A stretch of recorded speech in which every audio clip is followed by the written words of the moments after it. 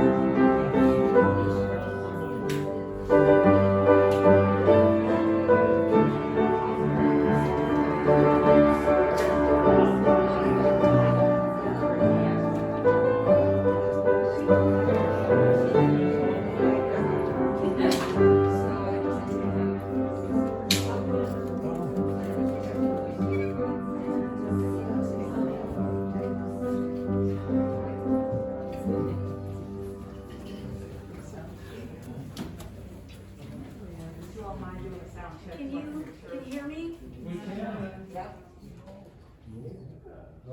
No? How about now? Bottom turned on? How about now? No. Okay, how about now? Okay, good morning and welcome to the Unitarian Universalist Congregation of the Swannanoa Valley. I'm Sally Smith and I'm a member of the Board of Trustees. We are a liberal congregation without any particular creed, but we do adhere to 8 principles which are printed on the inside of your order of service and a mission statement which is printed on the front of your order of service. We like to say that we don't have to think alike to love alike, which means we welcome everyone. Everyone, whether you are young, old, tall, short, gay, straight, have gray hair, purple hair, or no hair. You are all welcome here. I don't think we have any announcements today, hallelujah, and it's my last day of doing this. I seem to have a knack for picking months with 5 Sundays. We have a tradition of inviting first or second time visitors or those who have been away for a while to stand and introduce yourselves if you're comfortable with that. Is there anybody on this side who would like to introduce themselves? No new people? No first or second time visitors? Nobody who's been away for a while? I'm a second-time visitor. Okay, awesome. Welcome. Hi, Barbara Whipple from Black Mountain. Yay! Okay, anyone else on that side who's being a little shy? My name is Mary Figueroa. I've been away for a while, but I'm back. Hi, Mary. I'm back. Mary came to women's group. Yeah. Yay. And I'll be here until November, so. Yay. Yay. I'll be here frequently. Welcome back. How about the other side? Is there anybody on this side who can stand and introduce themselves? Hi, I'm Cassie Melvin, and this is my daughter Nora, and we're here in Black Mountain. Yay. Welcome. Okay, anybody else on that side? Okay. Now I'd like to read our land acknowledgement statement. The UUCSB acknowledges with respect that the land we are on today is the ancestral home of the Cherokee and of other indigenous people. The Cherokee, through stewardship, understanding, and conservation, survived and thrived in this land. We acknowledge their enduring connection to their homeland. And with that, I'd like to remind everybody to silence your cell phones if you haven't already, and we will let our service begin.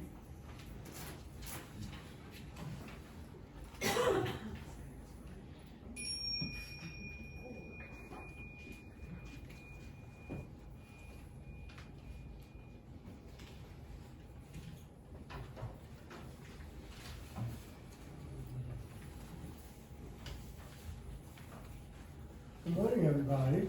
Good morning. And welcome to the newcomers and the first and second time folks. It's a beautiful Sunday morning. Our opening words this morning are from Barbara Wells, Unitarian Universalist. She says, "O spinner and weaver of our lives, your loom is love. May we who are gathered here be empowered by that love. May we weave new patterns of truth and justice into a web of life that is strong, that is beautiful, and that is everlasting." So let us do that.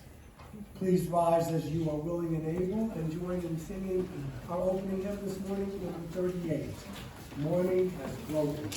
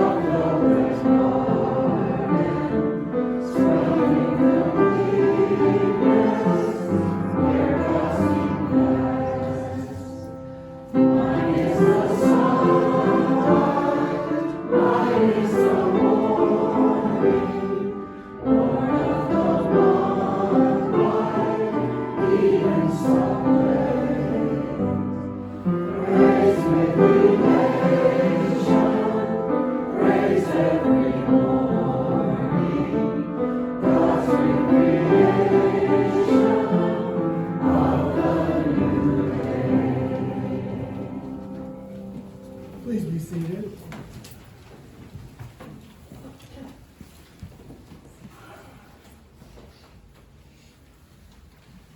I changed the the reading to something I think is a little more apropos for today's sermon topic. It's still from the same book, which I commend to you, Be the Change. It's poems and prayers and meditations for peacemakers and justice seekers.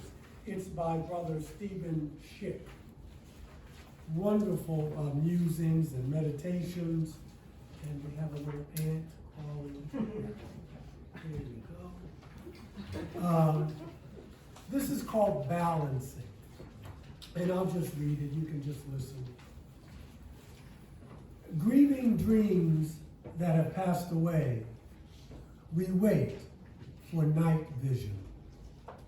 Marching to unfinished music, we listen for whispers of wisdom. Seeing the cost of impatience, we take slow steps for change. Sensing the price of waiting, we take steps with courage. Letting go of innocence, we touch our guilt with forgiveness. Silencing prideful talk, we lift up what has not been done. Moving from solitude, we walk side by side. Balancing our dreams with reality, we live in hope.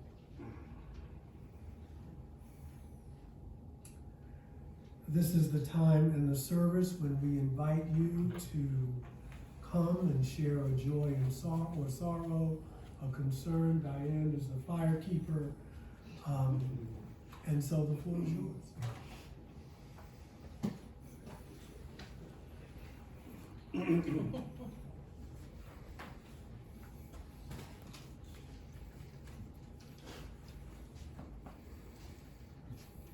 Good morning, I'm Mary Soyanova, and I have a tale of sorrow and joy.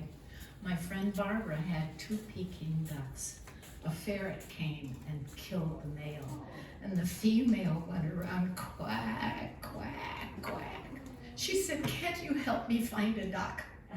So I found a woman who had a duck for sale, and I said, "I'll go out and get the duck." So I went out, and the ducks were out in the woods foraging. So we had to chase the ducks, and if you've ever tried to catch a duck, it's not easy. We chased the ducks through the woods. We finally caught the duck. I brought him home. I sang to him in the car all the way home. I was singing to him our choir songs. He was very placid. When Barbara brought him out and put him down, the little girl duck came out and started going coo, coo. So this is a story that ends well, and they're very happy together.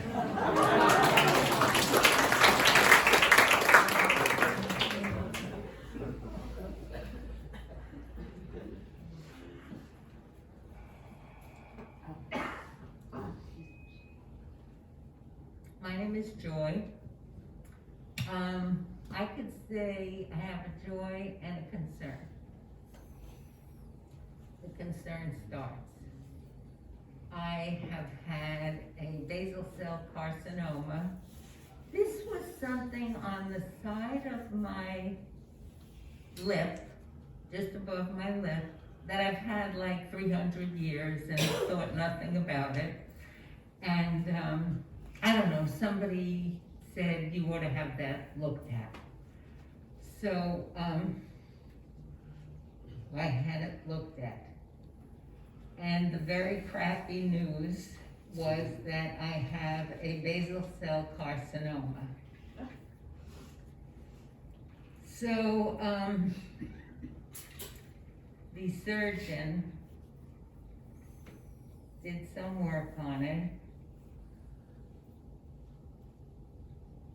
And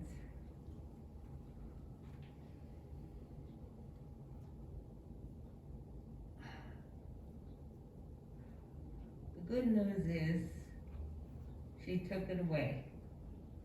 The not good news is I have all this, my face has all of this black and blue and surgeon and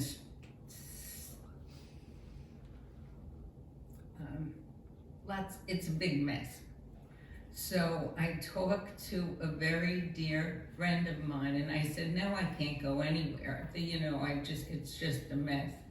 And she says, no, you can wear a mask.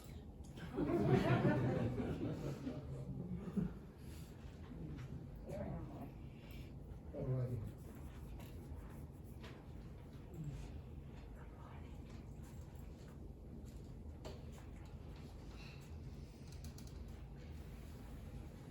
How about we bring it to you?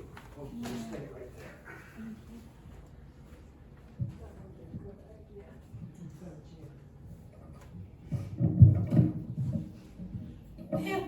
I hope I'm able to do this. I moved here in 2005 when my mom died. And I went to a day program because I've got some mental health issues. And I met a nice lady there named Rose. Who since 2005, every holiday, she's opened up her apartment to me and I've gone for a week and we play games and we enjoy ourselves. Well, Rose is 64 years old. She turned 64 2 weeks ago. She's very sick. She's in the hospital right now. She went to the hospital Friday. She has COVID. She found out she had COVID last Monday. Friday she went to the hospital because her left kneecap, where she had a knee replacement, started having pussy cells and it was bleeding. The hospital sent her home with an antibiotic and some pain medication. She was allergic to the antibiotic. Her hands are all swelled up and they're itchy and they've got spots on them. So she went back to the hospital last night at 12 o'clock. At 9 a.m. this morning, she was admitted. She has severe conjunctivitis in her left kneecap. They're draining out the fluid, and if it went down to the bone, she's gonna have surgery to have the metal rod she has in her left kneecap taken out. She also found out about a month ago she has spots on her lungs. She has severe sleep apnea, diabetes they cannot get under control. And she found out 2 weeks ago she went to the cardiologist and had a bunch of tests done on her heart because she's been having a hard time breathing. And the doctor called back and said, you need to come in this Friday because we found something on the test. I hate to be a Debbie Downer, but to be honest with you, it sounds like Rose is fading away. And she's like the mother I never had, so this is very hard for me.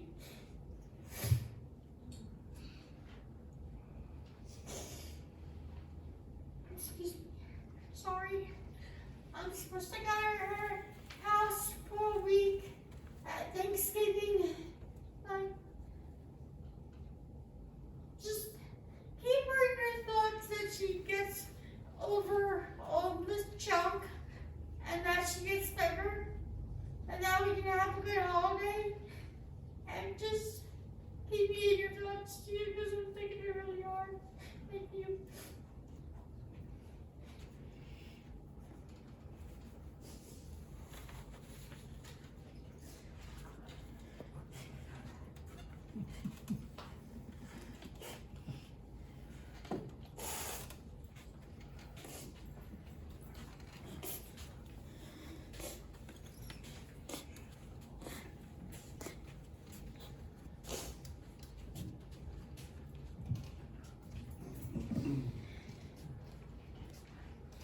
Thanks, Jessica. I'm Larry Perlman. I come with three joys today. One is to let you know that on Saturday, this coming Saturday, there will be a storytelling event at the Black Mountain Center for the Arts at 7 o'clock and on the MC. And there's a flyer for that on the back if you need details. And on the 18th of August, I'll be doing storytelling at the library. So y'all come. That'll be at 6 o'clock. And I guess my third joy, which I realized when I got up here, is I get to wear this again. It's a smock that I got when I was in Du Bois. I got off for 2 years with the Peace Corps about 12 years ago. And I don't take it out of the closet very often. So I actually brought it today to do a presentation for the RE kids, but none of them showed up. So I guess I wore it for you guys.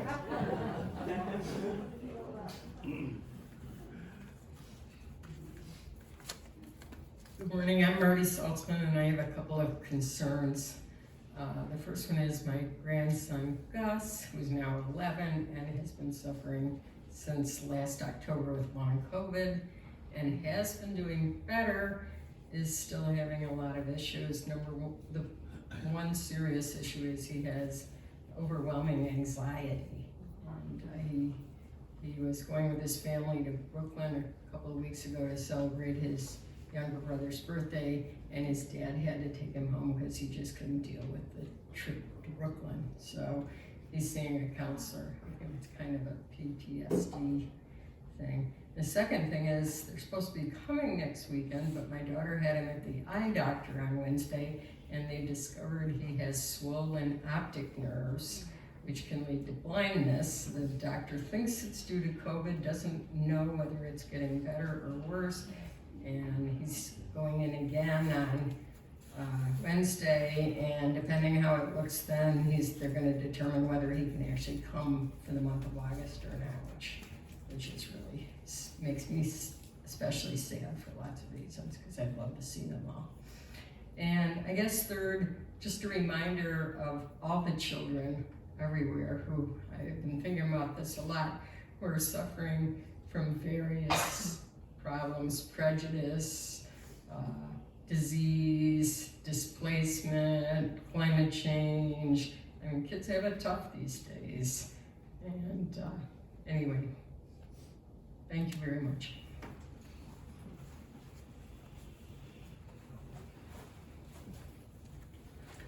My name is Jim Carillon, and I've got a triple good news story about fostering again.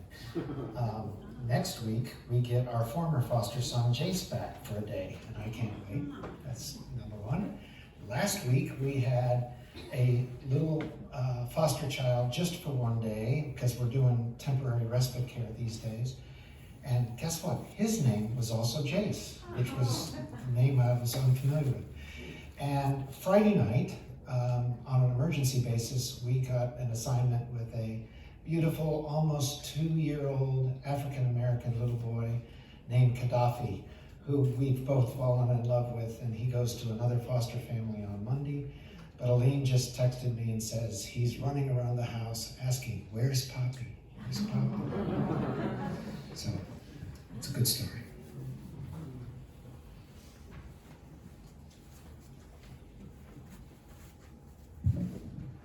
This is a brief fostering story also. I'm Andy Reed, and for the last 4 months, I've been fostering along a book of poetry that Jim has written. And we got the final proof ready this past week, so he will be coming out with his book of poetry called Centered in August. And I feel sort of like a foster for that.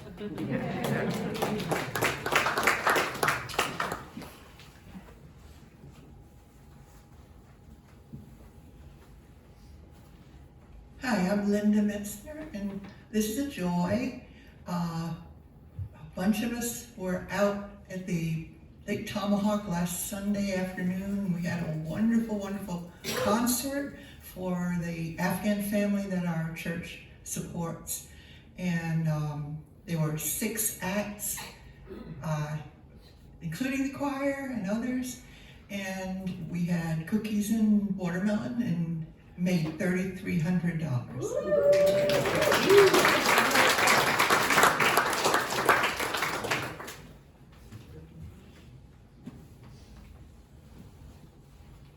There are 2 joys. Well, one is kind of bittersweet. But Diane, would you light a candle? Julia's cousin John said he is amazed and impressed with our caring community here at UUCSD. He said Julia was always happy to lend a hand and will be missed by all the lives that she has touched. Maggie Moon says that the meals she's received this past week have been deeply and greatly appreciated. She said that she's so happy, pun intended, that you've taken that responsibility off of her plate. Ba-doom-booms. And these are her words. And that she's coming along really after the accident. She said that her husband Al has just had back surgery, so the hits do keep on coming, but the meals have been appreciated. I have not seen my neighbor in a week. I didn't say it was a joy or it's just interesting. But we know that the shoe will drop and we will talk about the Lord at some point. Thank you, Diane. For those of you who, for whatever reason, have not decided not to come up or to share, know that we keep you in our hearts and in our minds. I don't want to accidentally kill Brother Ant, so I'm trying to move things. She wants to be up here, which is good. I want to ask you to center yourselves. As usual, we will have a time of quiet after this meditation. And of course, you hear about the changes in our lives. And just like that, our lives can change.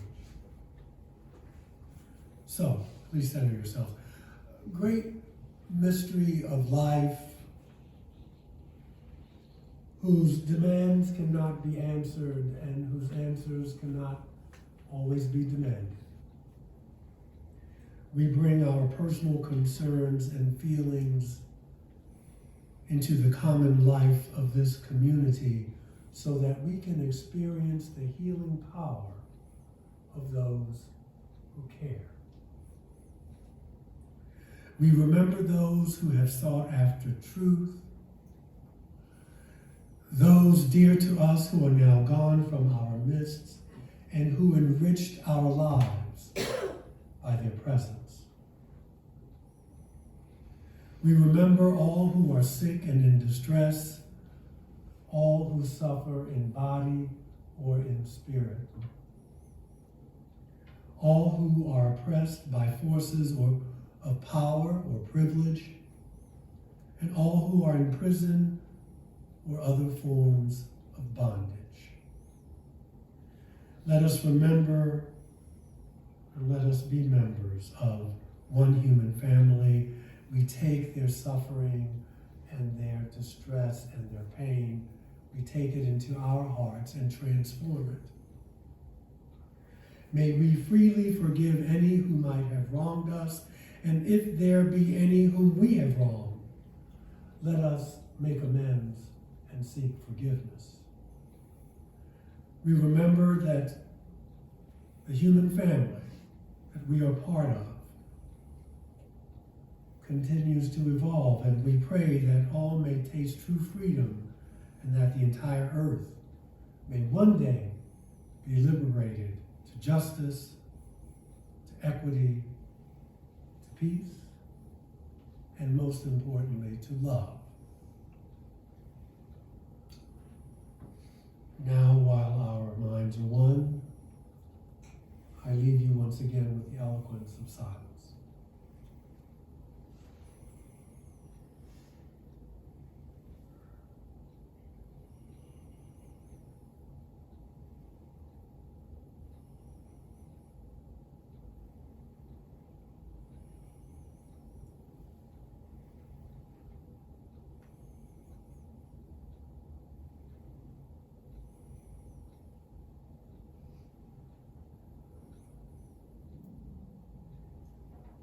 And so it is. Please rise as you are willing and able. And join in number 348. And number 348, guide my feet. And why don't we come down and collect the offering on this big son.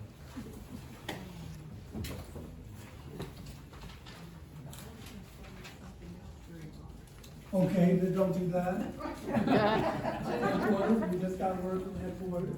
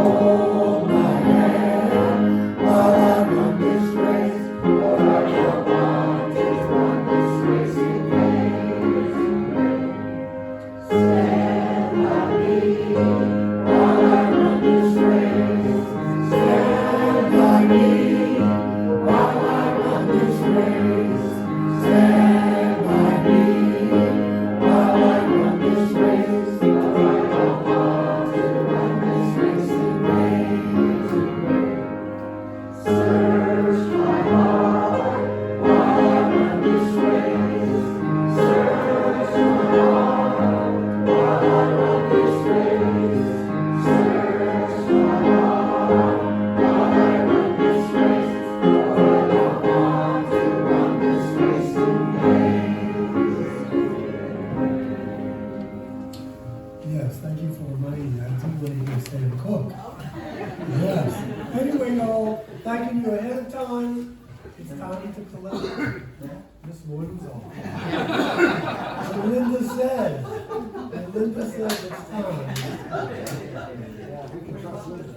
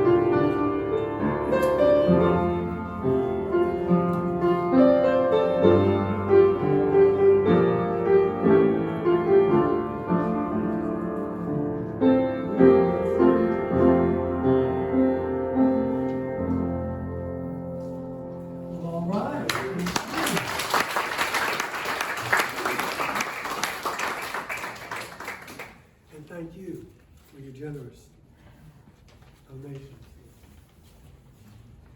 Well, before we hit it, I got a joke. It's a good joke.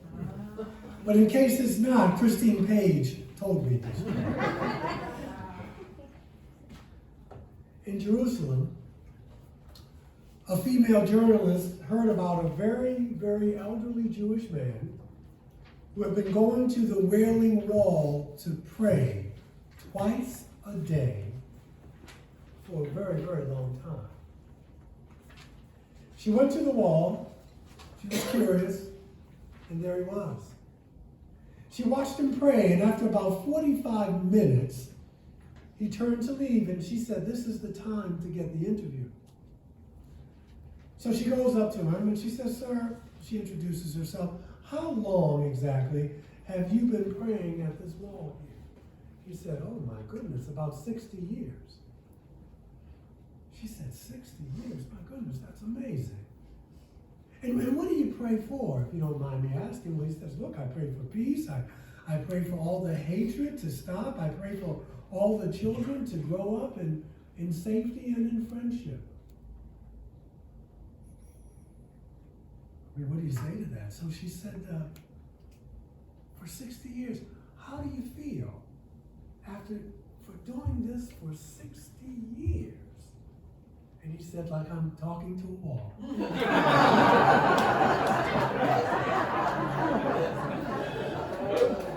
We like the Christian. That means we can have more.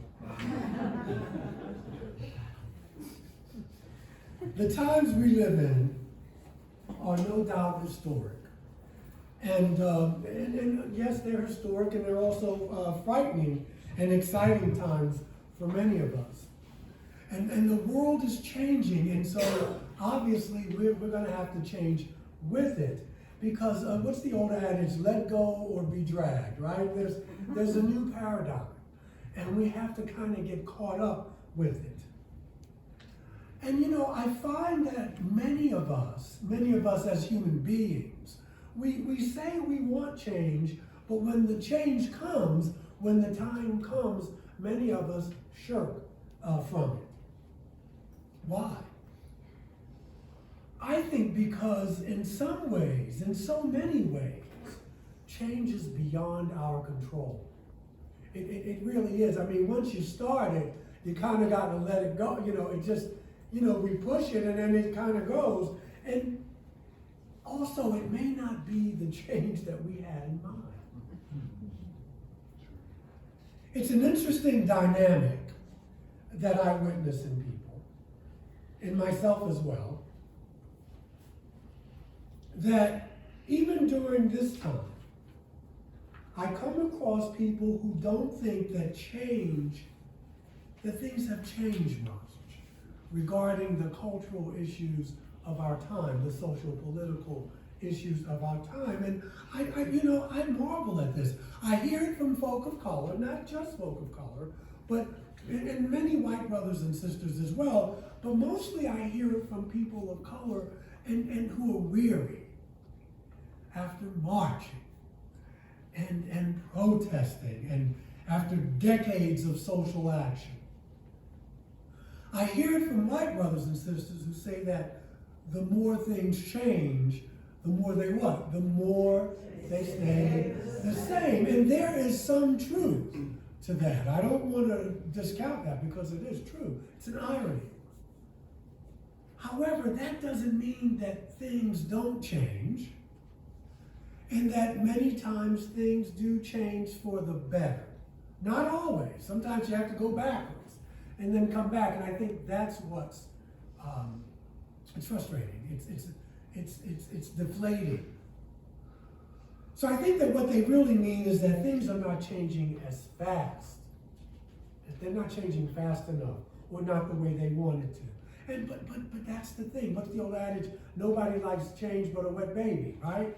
Nobody likes it because you see, change is messy. Justice is messy. Equality is messy. Democracy is messy. It's messy, especially when we're still just experimenting with it. This is ongoing. We haven't gotten there, wherever there is yet.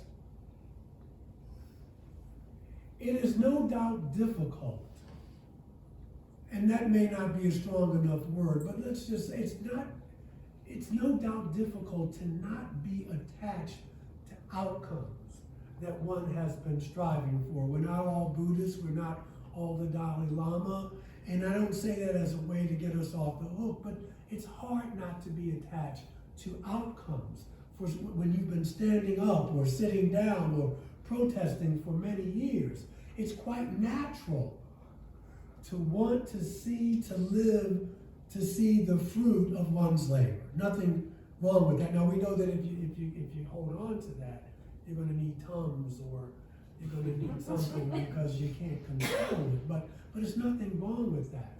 It's not difficult. I'm sorry, it is difficult to not be attached to outcomes, yet it is possible. Well, we have to be prepared for the long haul here. We have to be. It reminds me of the story in the book of Exodus when the Hebrew people, they're fleeing slavery, they're fleeing Pharaoh and the Egyptians, and after a while they start to complain. You know, they start working Moses' nerves. You know, the going was rough. The desert was harsh. It was hot. Food was in short supply. And many said to Moses, man, we should have stayed in Egypt. If I had known this, I'd have stayed back there. The devil you know is better than the devil you don't know. At least we knew what we were into there. You know people like that. Maybe at times you've been that way. Change is hard. And at this moment in time, you and I, we are up to our you-know-what's in it. Maybe beyond that. Up to our necks in it. Life itself it's changed.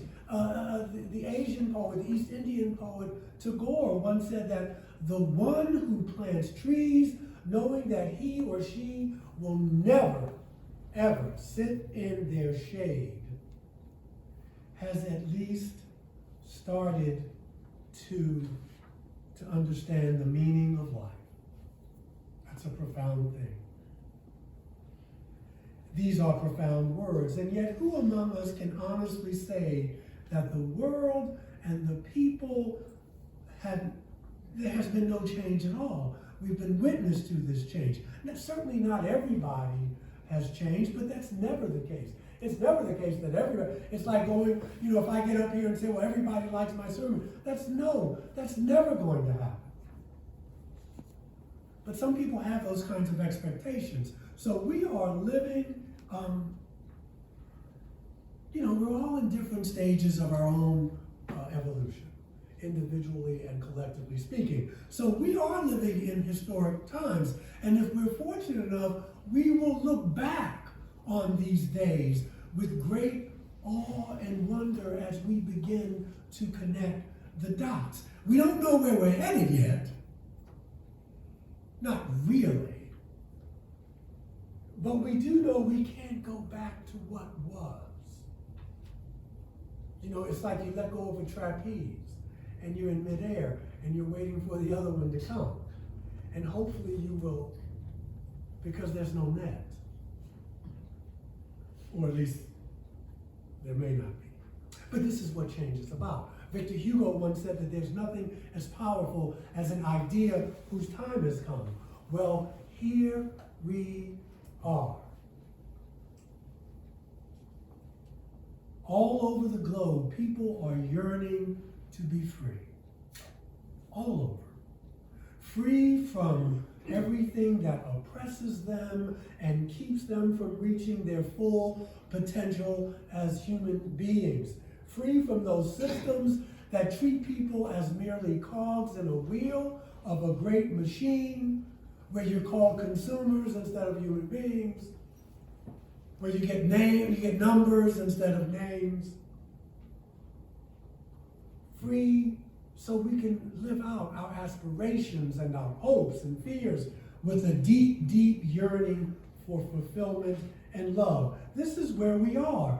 And so you got to remember that we have to remember, you and I, that there will always be others who oppose this vision. Always. And we say, why can't they just get it? Because it doesn't benefit them. There will always be others who oppose this type of change and will fight tooth and nail to maintain the system, because that's just how life is. It's like Morpheus in the Matrix. There's some people so wedded to the system that they can't change. It's not personal. Illustration. This is not the first pandemic that has struck humankind. In 2003, after the SARS epidemic, which was a coronavirus. It was well understood by scientists. They were saying another coronavirus, much more serious than this, is very likely. Now, here are the steps we have to take to prepare for it. Remember that? But we didn't listen, collectively speaking. We have not seen this type of social unrest that we are now seeing regarding injustice in this country since the 1960s. But it's not something new. Now, I want to be clear. I'm not the individual who says, oh, we'll just pass, we'll get over it. This has happened before, and that we just don't have to do nothing because humankind will survive. I'm not saying that. I'm taking it seriously. But when history repeats itself when you don't learn from it. You see, the virus of the mind, the real virus, is what? It's fear. Fear diminishes your perception. It blocks your perception. It inhibits wisdom, guidance, and direction. I just finished reading the last, what are there, like 5 or 6 books for the movie Dune. I just finished the second one. But there's a quote on fear from the first movie. It says, fear is the mind killer. Fear is the total death that brings total obliteration. It seems that the world has taken on, oh, that's the end of the quote, I'm sorry. It seems that the world has taken on a nightmarish quality. It's living under this frequency, this vibration of a worst case scenario. Okay. What I want us to do, at least for the next few minutes, is to try to kind of look at it from a higher point of view, a metaphysical point of view, if you will. You don't have to agree with it. Just humor me for the next 10 minutes or 5 minutes or so. From a higher perspective, we're in a deep cleansing now. Even Native Americans out west, they talk about the great cleansing. It doesn't mean that it's all going to be kumbaya. We may get flooded, we may get, the comet may hit us. It could be a hot mess, but we're in a, sometimes you got to start all over. But from a higher perspective, we're in a deep cleansing now. In many ways, technology has made events more transparent. I'm just thinking off the top of my head about all these brothers getting killed, these brothers of color. That was always happening. The police were always doing that, but now we got it on camera. An old paradigm is ending, and if we work towards it, we got to what? Envision. Where there's no vision, the people perish. Remember I talked about when you're broke, you don't focus on being broke, you focus on the abundance that's coming, because when you focus on what you don't want, you get it. All that energy on not being broke, as opposed to on the abundance that's coming to you. Again, it's not philosophy, it's physics. It's physics. An old paradigm is ending and a new one is beginning, and the old paradigm is very loud and it's aggressive because it's fighting for its life. Against what? Change. Change. What did you see this old this little town in North Carolina where they had 5 cops? They all resigned the other day because a black woman is now working for a black woman. They resigned. Yes, they did. They resigned. I'll find another way to put food on my table. Because I can't work with this young lady. Those who are waking up, like us, and embracing a higher order of being, of love, of generosity, of service and compassion, we are the members of a new vision, of what life can be like. A new paradigm that we don't know, but it's yet to be. That's why you come here, because we're on the same frequency. Football players don't hang out with chess players. Don't make them bad people, but you hang out with folks who have the same vibration. That's what you attract. I'm not saying that flies don't come to the light too, but you get my meaning. The other folks are messengers of the status quo and a world that is dying. The media has a lot to do with this as well, as they are reporting from the old paradigm of fear, fear, fear. And truth be told, we forget sometimes that we live in one of the most censored nations in the world. And we are only now seeing what certain others want us to see. We forget that. Otherwise, you couldn't have the same news stories on all the channels. What are the chances of that? I wish I could play the numbers there. The same news story will be on MSN. It'll have a different slant, but someone's choosing what's going to be worthy of news. So we're being fed. But it's easier than to go research and maybe look at something else, maybe something that makes us uncomfortable. There's a lot of turbulence now. It's an old paradigm trying to hold on, and we must all learn on some level how to handle our fear. And we used to, you have to learn how to handle your fear. Otherwise, you won't live. You'll be walking around, but you won't be living because you'll be afraid of everything. There's some things you need to be afraid of, but not everything. It doesn't have to be your MO. We have to learn how to navigate fear and not to let it run our lives. You pick up a newspaper on your phone. I'm dating myself, newspapers. On your phone, and you read it, and you go back to it 6 months from now. What has generally replaced it is another set of stories designed to create more fear. But what you read 6 months ago is no longer even in the picture, right? Things pass, the Buddhist tells us. Nothing good lasts forever, and nothing bad lasts forever.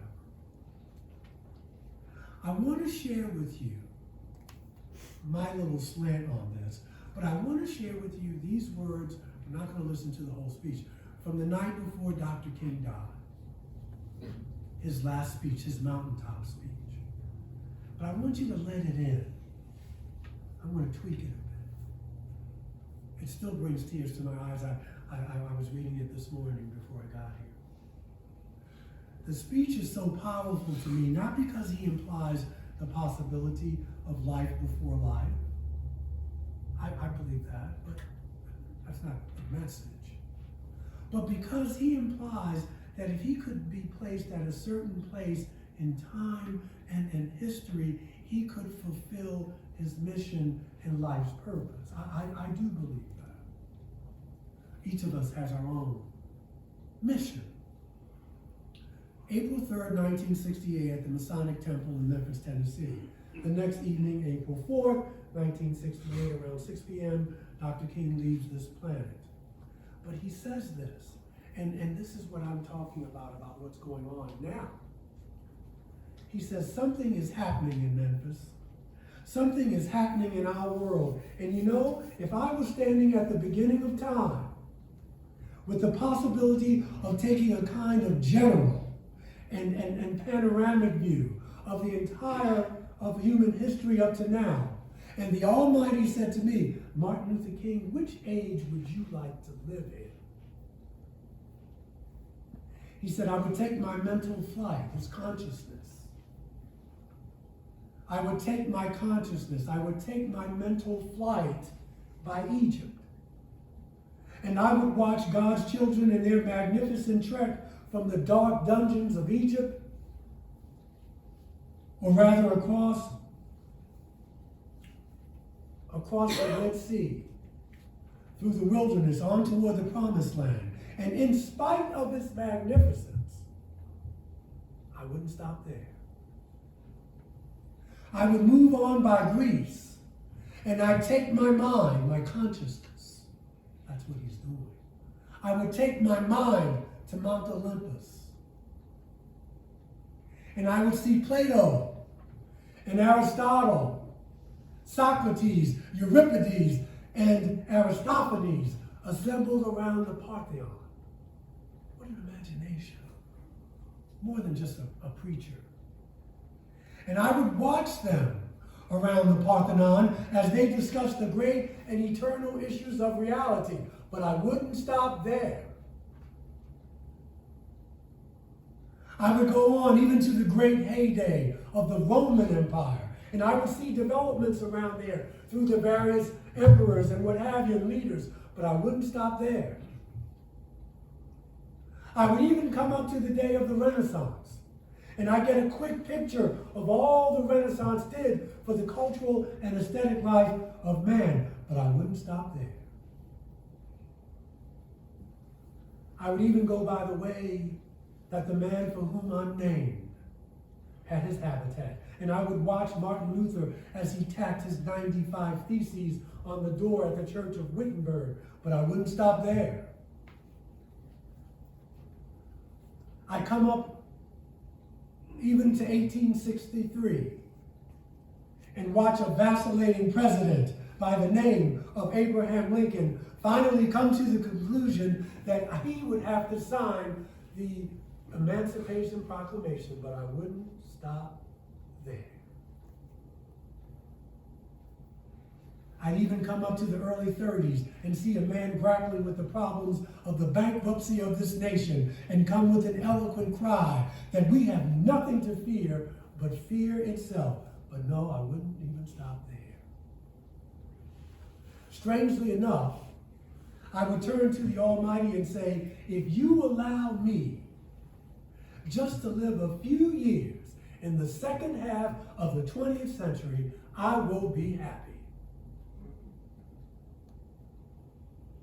And that's a strange statement to make, he says, because the world is all messed up. The nation is sick. Troubles in the land, confusions all around. That's a strange statement to make. But I know that somehow, that only when it is dark enough can you see the stars. And I see God working in this period of the 20th century in a way that men in some strange way are responding. Because something is happening in our world. The masses of people are rising up, and wherever they are assembled today, whether they are in Johannesburg, South Africa, whether they are in Nairobi, Kenya, whether they are in Atlanta, Georgia, Ghana, New York City, Black Mountain, Asheville, North Carolina. The point I'm trying to make here is where there is always change, there's always change going on, and we are always in it. And so the question becomes, Diane Graham, what age would you like to live in? Robbie Madden, what time period would you like to live in? Michael Carter, what age would you like to live in? Kathy Graham, where do you want to live where you're going to do the most good? Because you always are where you're supposed to be, and you're here right now. We are living in this particular time in history, and perhaps we did choose. Perhaps we did choose to be here at this moment, to assist the planet in this time of monumental change, because a different paradigm is being born. And we said we want to be part of that. Just drop me off down there. Now, when you get down there, you go, oh, Lord, what did I get myself? But you're down here. The contract has been signed. What if you actually did choose to be here at this time and place to make a difference? I believe that we are. I believe I have. I believe you were. And I believe I choose to be here at this time and place, maybe not consciously, but we are here. And I said to the universe that if I could get just a few years in the mid-20th to the mid-21st century, I will be happy. I will be fine. And I will contribute. We are awash in a sea of change, and it's happening all at once. Look, Juneteenth is a holiday. You ever thought that would happen? Even Aunt Jemima, according to Quaker Oats, got a makeover. Yeah, no, Aunt Jemima, they said, we know she's based on a racial stereotype. On June 17, 2020, Aunt Jemima's image was removed and a brand will be renamed. 4 days later, on June 22nd, 2020, a woman who once betrayed Aunt Jemima called Quaker Oats, said, you gotta reconsider. You gotta reconsider. Her name is Lillian Richards. She's from Texas, and she worked for the company for 23 years. Her family, Mrs. Vera Harris, as a family member, says, we don't want that history erased. You better keep Aunt Jemima. Harris told the New York Post, I wish we could take a breath and not just get rid of everything, because good or bad, it's our history. If we remove this, it removes a part of each of us. Land of Lakes Butter removed the Native American woman from their logo. Her name was Mia. Someone on social media wrote, they removed the Indian, but they kept the land.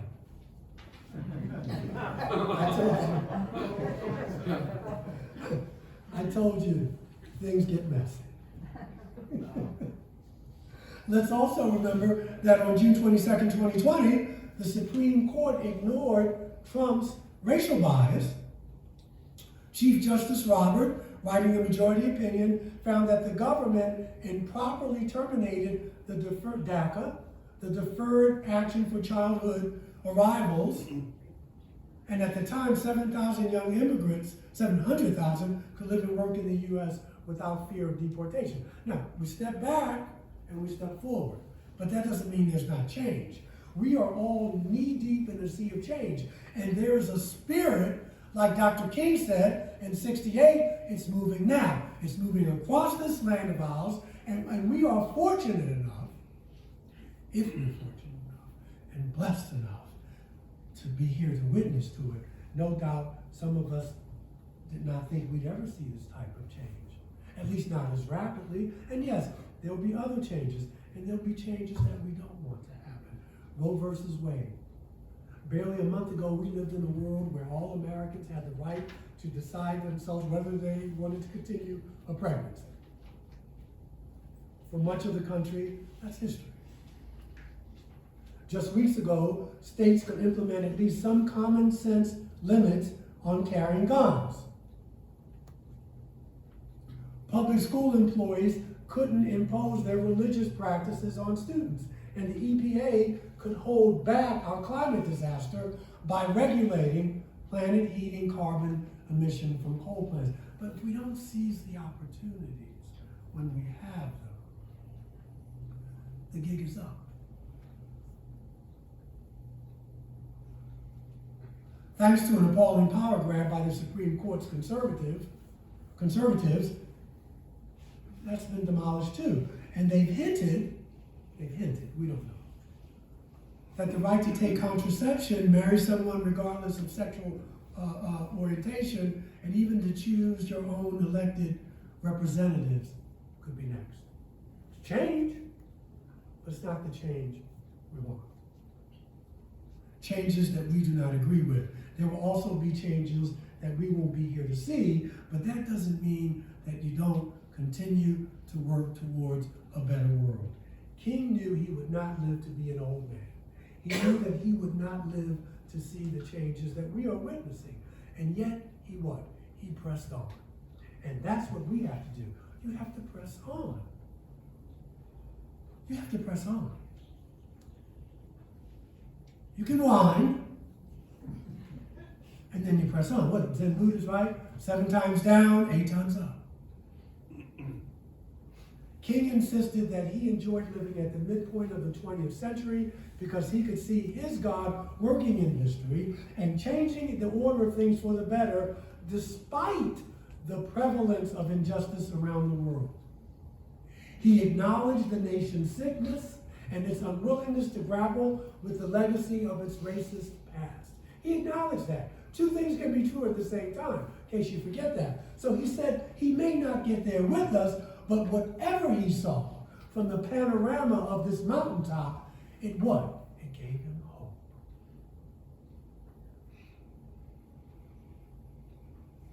He saw forces of and for change, and it gave him hope. I'm just saying perhaps it should give us hope as well. I'm just saying. Let's go.